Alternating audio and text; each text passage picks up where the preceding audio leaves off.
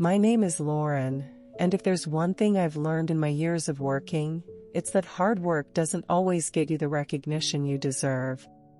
For years, I poured my heart and soul into my job, staying late when no one asked me to, picking up extra tasks when projects were falling behind, and quietly making sure everything ran smoothly even if I didn't get the spotlight for it.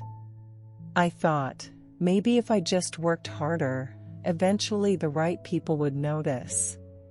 But as I stood there in that cramped office, watching my boss shake hands with the one person who contributed the least to our team, I realized I had been wrong all along. My coworker, the one who spent more time scrolling on her phone than actually working, the one who magically disappeared whenever deadlines were approaching, had just been promoted over me. Before I get deeper into this story, don't forget to like this video, subscribe, hit the bell icon so you don't miss new stories, and share your thoughts in the comments below. Your support really helps me keep going. Anyway, back to that day. My boss had called a quick meeting, which wasn't unusual. We often gathered in the conference room to go over project updates. I remember straightening my blazer and clutching my notebook, thinking maybe, just maybe, today would be the day he'd finally recognize my efforts. After all, I had just finished leading a massive project that brought in one of the company's biggest clients to date. Everyone knew how many late nights I had spent on it. I thought it would be acknowledged. Instead, my boss cleared his throat, smiled, and announced that the promotion I had been working toward for years was being given to someone else, my coworker, Hannah. My stomach dropped. I tried to keep a neutral expression, but my thoughts were racing.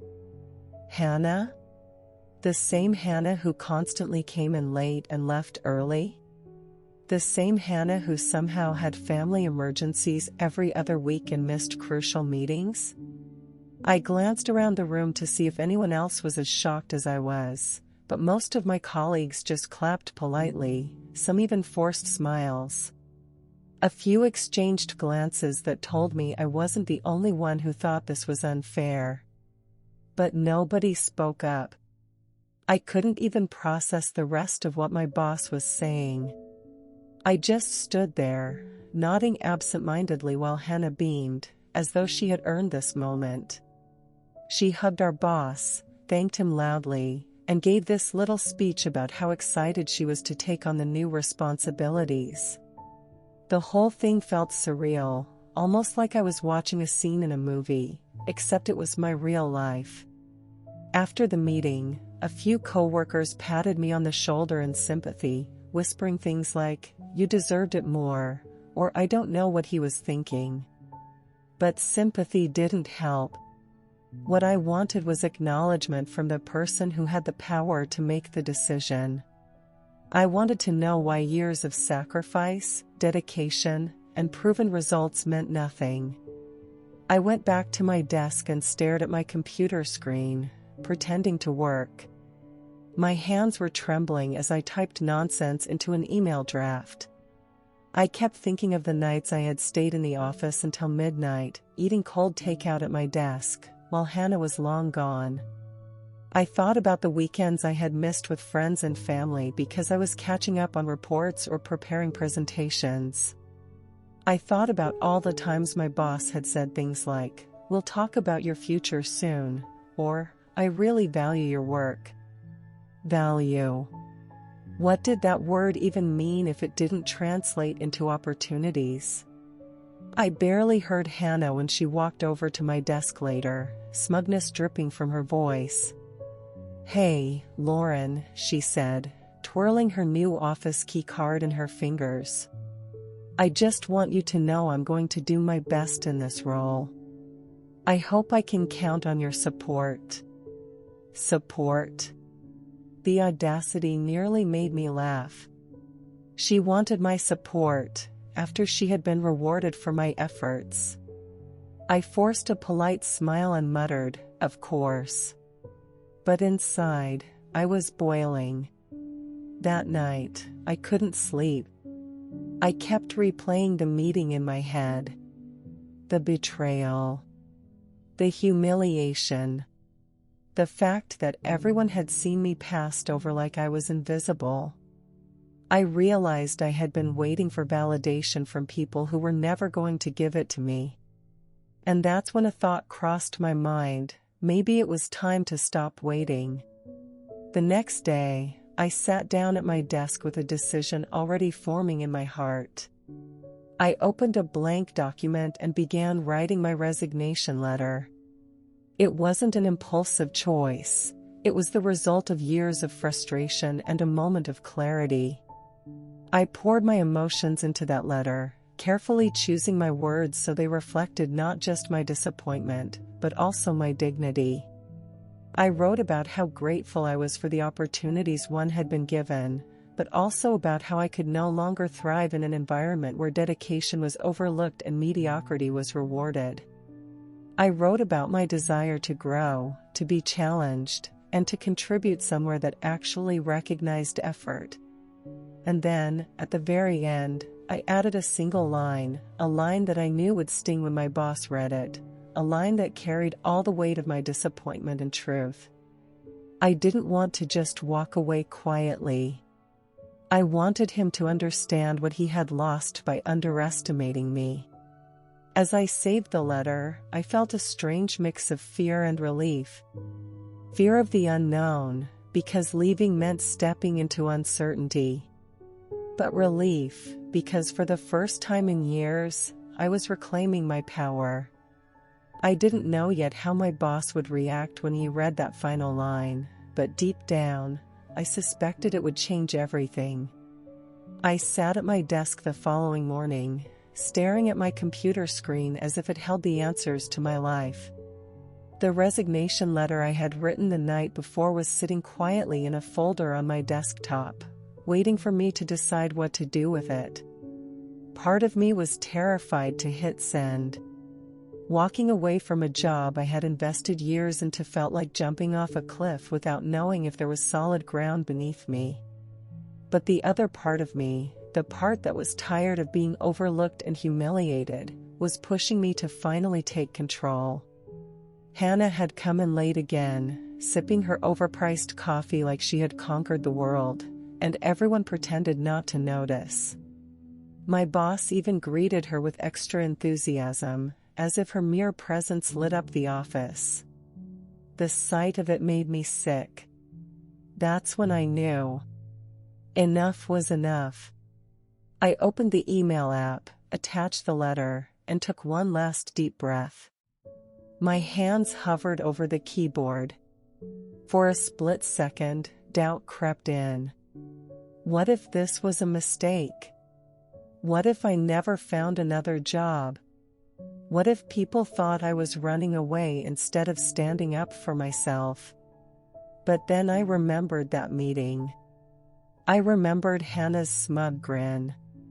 I remembered every sleepless night and every ignored effort. And I pressed send. The email whooshed away, and instantly, a strange calm settled over me. It was done. There was no turning back. For the rest of the morning, I worked quietly, finishing up my tasks and keeping to myself. I knew my boss would see the resignation soon, and the thought made my stomach twist. He'd call me into his office right away, or if he'd let it sit in his inbox, pretending it didn't matter. Either way, I was prepared. Around noon, my phone buzzed. It was an email notification from my boss. Subject line, "Please see me." My heart thudded. I grabbed my notebook, not because I needed it, but because I wanted something to hold on to, and walked toward his office. His door was slightly ajar, and I could see him inside, staring at his screen with a furrowed brow. "Lauren," he said when I stepped in. "Have a seat." I sat, keeping my posture straight, even though my insides felt like jelly. "I read your resignation letter," he began, his voice measured. I have to say, I'm surprised. You've been one of our most dependable employees. Why now? I almost laughed. Why now? As if he hadn't just handed the promotion I had bled for to someone who barely showed up. But I stayed calm. I don't feel that my contributions are valued here, I said simply.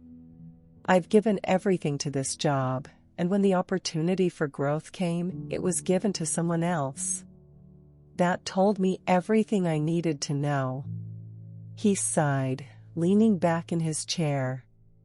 I understand you're upset about Hannah's promotion, but decisions like these are complicated.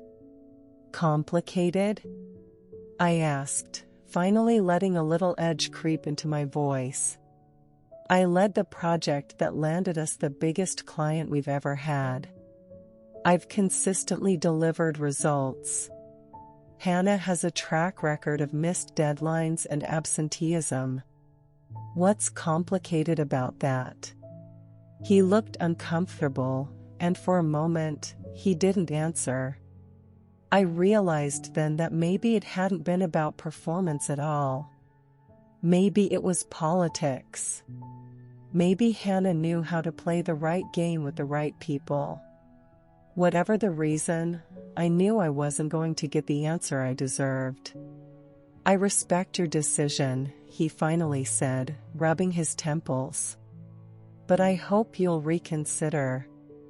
Losing you would be a big blow to the team. I shook my head. I've made up my mind. His eyes narrowed slightly, as if something in my letter had stung him more than he wanted to admit. That last line. I knew it had gotten under his skin. After a moment of silence, he leaned forward. What are your plans? I hesitated. Truthfully, I didn't know. But I wasn't going to give him the satisfaction of thinking I was walking away empty-handed. I have options, I said carefully. And I'm excited to explore them. He nodded slowly, but I could tell he didn't like the sound of that. Maybe he had assumed I'd just quietly disappear. Maybe he hadn't realized that underestimating me would cost him more than he thought. The meeting ended with him saying something about transition planning, but I barely heard it. As I walked back to my desk, I felt lighter than I had in years. For once, I wasn't clinging to crumbs of recognition.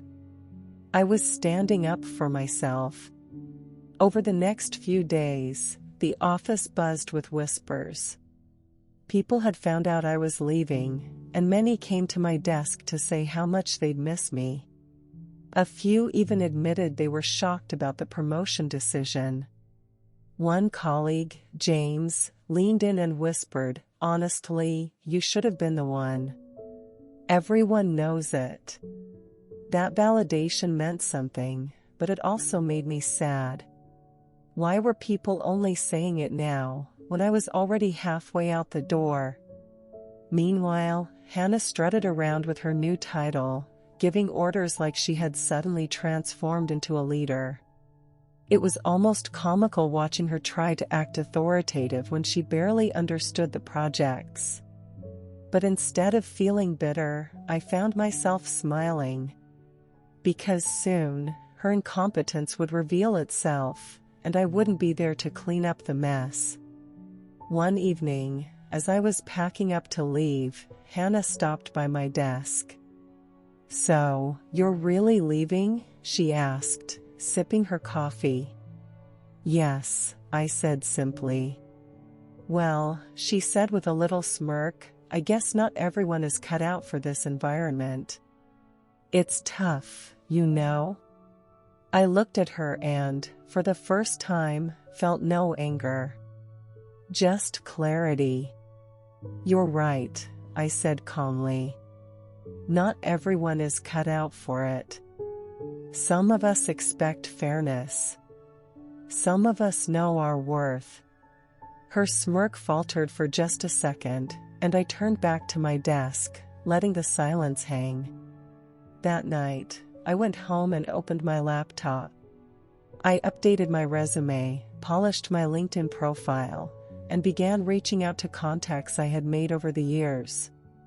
I realized I had been so buried in my current job that I hadn't considered the opportunities waiting outside of it. To my surprise, within days, I started getting responses. A friend from a previous internship reached out about a role at her company. A former manager messaged me about a position he thought I'd be perfect for.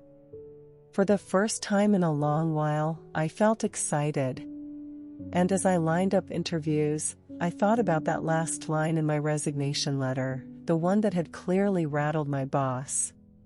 I knew he had read it more than once, probably replaying it in his head. I wondered if, when Hannah inevitably stumbled, he would think of me. But I also knew something else. I was finally free. Free from waiting for validation that was never coming. Free from a system that rewarded politics over performance. And free to step into something new, where I could actually shine. What I didn't realize then, though, was that the decision to walk away would set off a chain of events I never could have predicted. My boss wasn't done with me yet, and that final line in my resignation? It was about to change everything in ways I hadn't even imagined. The next week passed in a blur. Every day, I had at least one interview lined up, and each time I walked into a new office, I felt like I was shedding the weight of the past few years.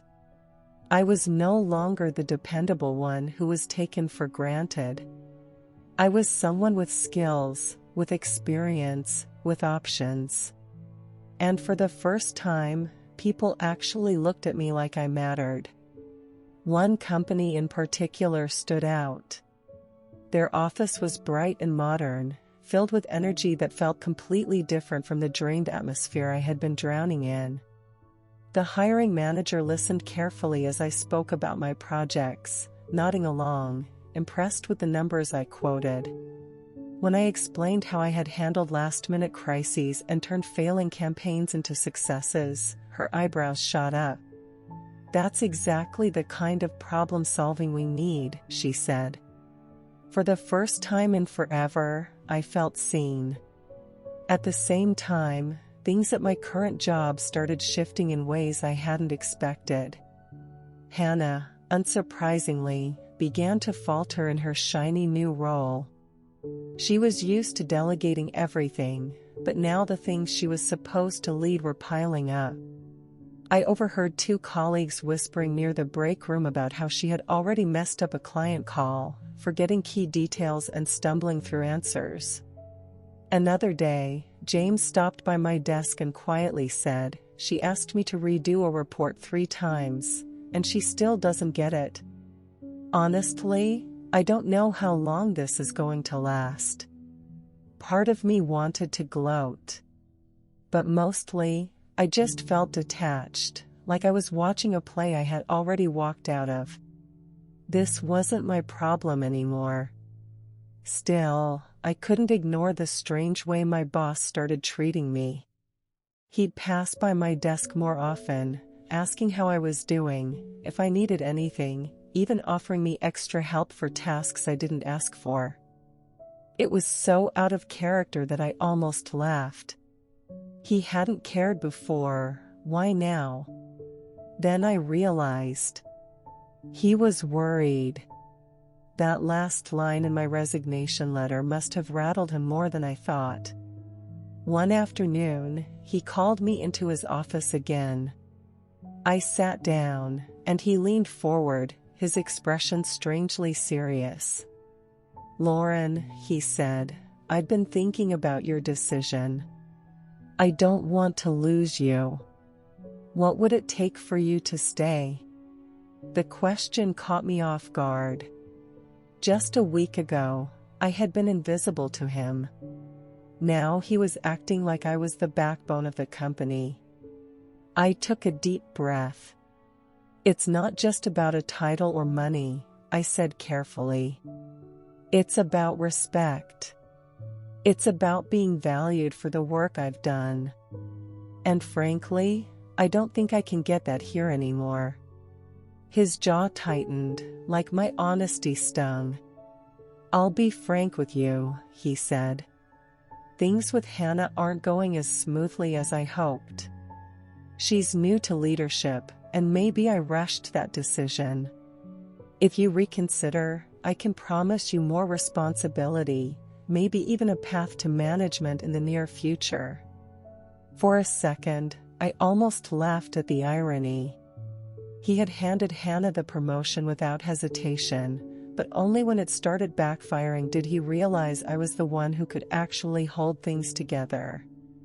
I looked him straight in the eye and said, I appreciate the offer, but I've already made up my mind. I could see the flicker of frustration cross his face, but underneath it was something else, fear. He knew I wasn't bluffing. The following days only reinforced my choice. Hannah's incompetence was becoming impossible to hide. She made mistakes in front of clients, pushed unrealistic deadlines on the team, and when things fell apart, she tried to quietly pin the blame on others. People were losing patience with her fast. Yet despite everything, my boss kept backing her, probably too proud to admit he had made the wrong decision. And I realized that no matter how much chaos unfolded, I didn't have to clean it up anymore. That was liberating. At home, I started to notice subtle changes in myself. I slept better. I laughed more. I even caught myself humming while cooking dinner, something I hadn't done in ages. The constant weight of anxiety was lifting, and it made me realize just how toxic my old work environment had been. One night, after another promising interview, I sat at my kitchen table with a glass of tea, staring at my laptop. My inbox was filling with responses from recruiters, and a couple of them were already asking for second rounds. It felt surreal. For so long, I had been convinced that this company was my only shot, that I had to cling to it no matter how unfairly I was treated. Now, the world felt open. But then came the twist I didn't see coming. The next morning, I walked into the office to find an unusual tension hanging in the air. People were whispering in corners, glancing toward the boss's office. When I asked James what was going on, he lowered his voice and said, "We just got word that the client Hannah was supposed to be managing pulled out. They're furious." I blinked. That was a huge client, one of the accounts I had helped bring in. Losing them wasn't just a minor issue, it was a financial blow that could shake the entire department. And of course, Hannah was nowhere to be seen. Later that day, my boss summoned me again. He looked worn out, his tie loosened, his expression heavy.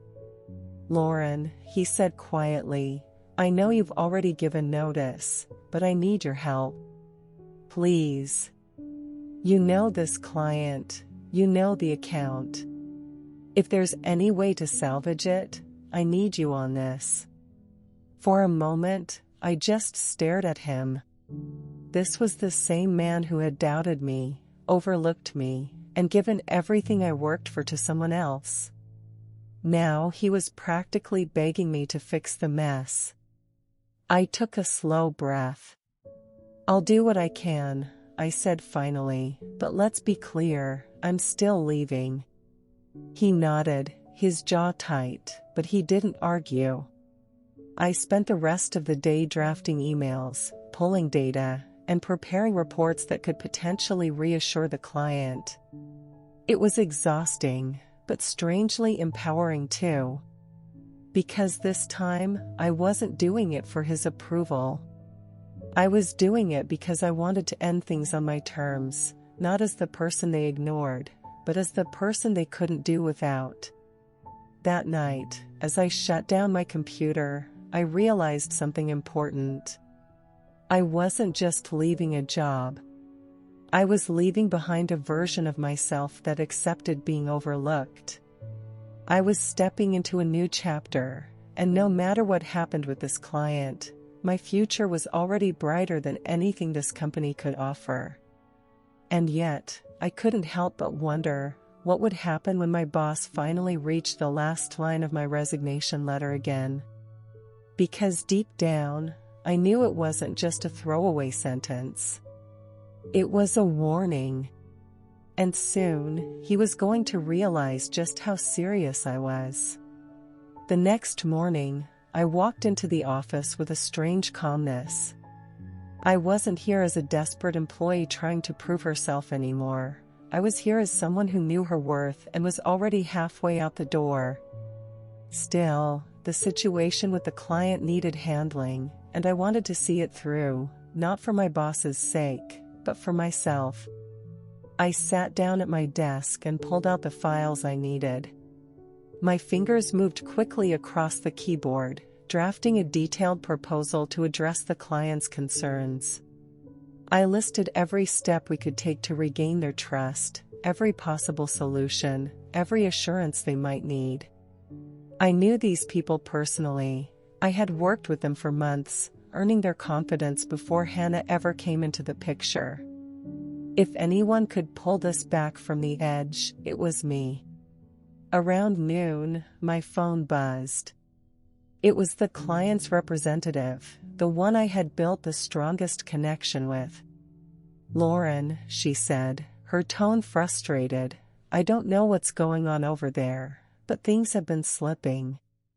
We signed on with you because of your reliability. Honestly, if you hadn't reached out today, we'd probably already be gone." Her words stung, not because of me, but because I knew exactly who was responsible. Still, I kept my voice steady. "I understand your frustration. I've taken over this situation personally, and I promise we'll get things back on track. Give me a little time, and I'll make sure you see a difference." There was a pause, then a sigh. "All right, Lauren. We trust you. But this is the last chance." When I hung up, I felt a surge of determination. No matter how much my boss had overlooked me, no matter how badly Hannah had failed, I wasn't going to let my own hard work collapse under their incompetence. By the end of the day, I had sent off a polished recovery plan to the client and looped in the team members I trusted most. They responded quickly, grateful that someone was finally taking charge. It reminded me that leadership isn't about titles or favoritism, it's about showing up when it matters. But while I was focused on fixing things, the office gossip mill churned on. Hannah had apparently stormed out of a meeting earlier, frustrated that no one was taking her seriously. One of the analysts later told me, she tried to explain the project to us, but honestly, she didn't even understand the basics. When someone asked for clarification, she got defensive and snapped. It was a mess. I just nodded, keeping my thoughts to myself. It wasn't my job to fix her mistakes anymore. She had been handed a role she wasn't ready for, and now the cracks were showing. That evening, as I packed up to leave, my boss called me into his office again. He looked exhausted, his shoulders slumped like the weight of the department was pressing down on him. "Lauren," he began, "I read through the plan you sent to the client. It's excellent. Exactly what we needed." "Thank you," I said, my voice polite but distant. He hesitated, then added, "I need you to know something. I made a mistake. Promoting Hannah. I thought it was the right move at the time. She seemed ambitious, eager. But it's clear now that I underestimated you. You've been the backbone of this team for years, and I should have recognized that sooner. For a moment, I just sat there, letting his words sink in. This was the acknowledgement I had wanted for so long, but now, it felt hollow. Too little, too late.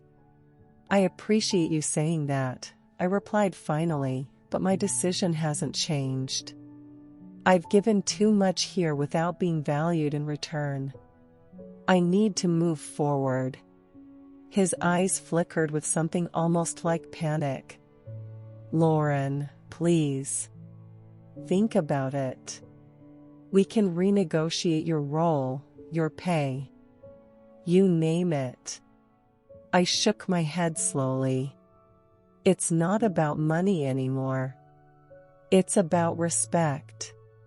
And once that's gone, it's almost impossible to get back.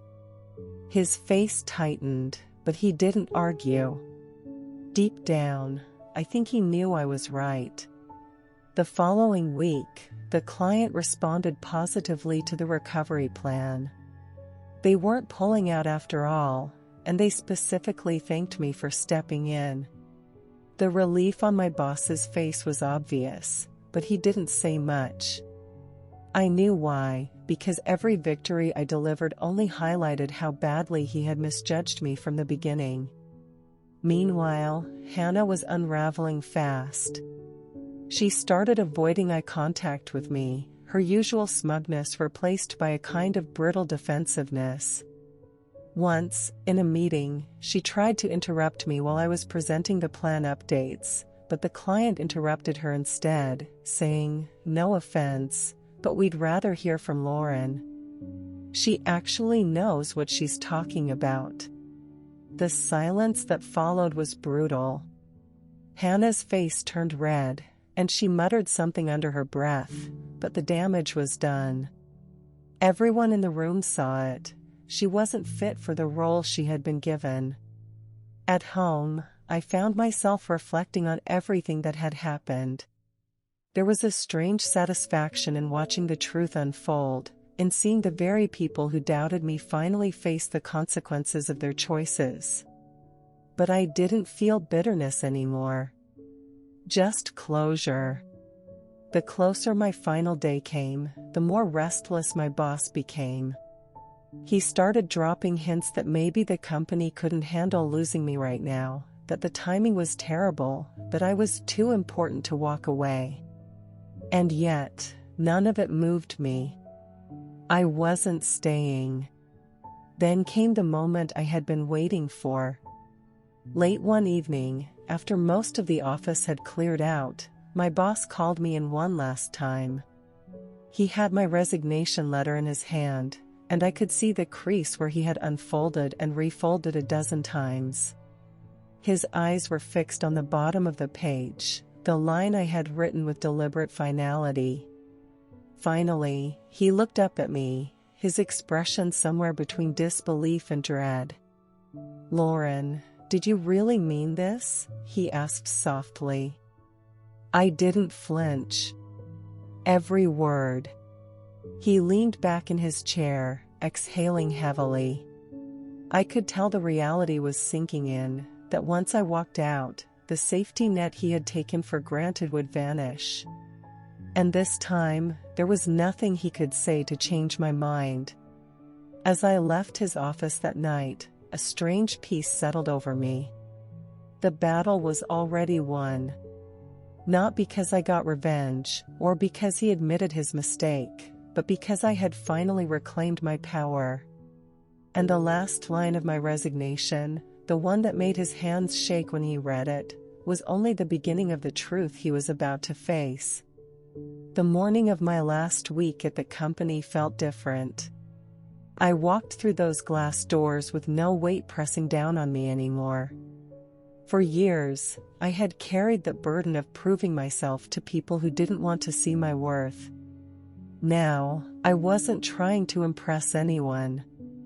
I was simply finishing what I started and leaving on my terms.